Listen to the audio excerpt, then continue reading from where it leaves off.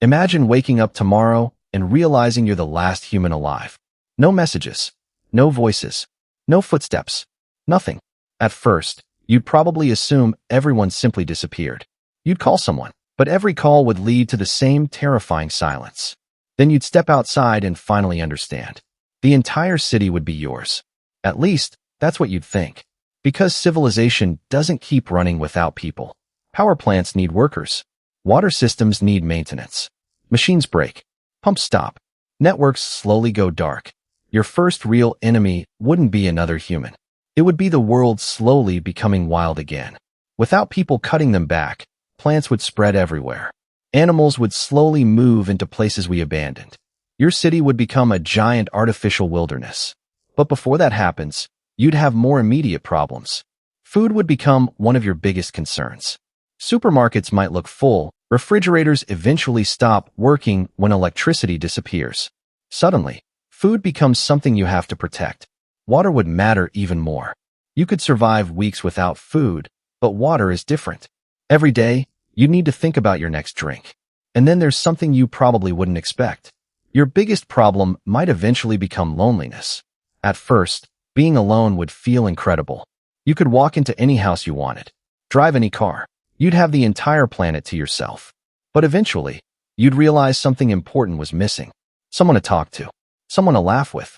Someone who understands the joke without explaining it. That's when the silence would become unbearable. You'd probably start talking to yourself. Not because you're crazy. Because humans need communication. Your brain evolved around other human brains.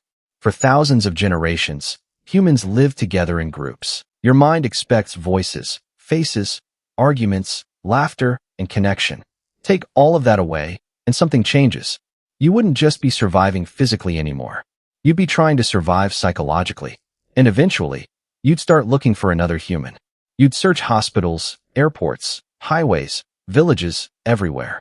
You'd follow footprints, lights, smoke, anything. Because finding another person would change everything. Even one stranger would suddenly feel like family. You wouldn't care where they came from, what language they spoke, what they believed. You'd just be grateful they existed. And that tells you something important about humans. We don't just build civilizations. We build relationships. Cities can disappear. Technology can fail. Buildings can collapse. But humans keep looking for humans. Because being alive means more when someone else knows. So imagine you're truly the last person alive. No family. No friends. No strangers. Just you. You'd own everything humans ever built.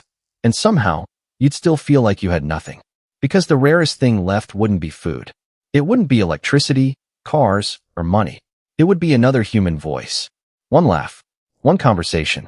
One person saying your name. Suddenly, the entire empty world would feel different. Because maybe humans were never meant to live alone. Maybe that's why loneliness hurts so much. Our brains were built for connection.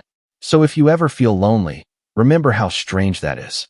Your brain is doing exactly what it evolved to do. It's looking for someone else. So maybe the scariest part of being last isn't survival. Maybe it's having nobody left to share survival with. Because being the last human alive means you're also the last human who remembers everyone. If you enjoyed this, subscribe for more strange stories about humans, history, and science explained simply.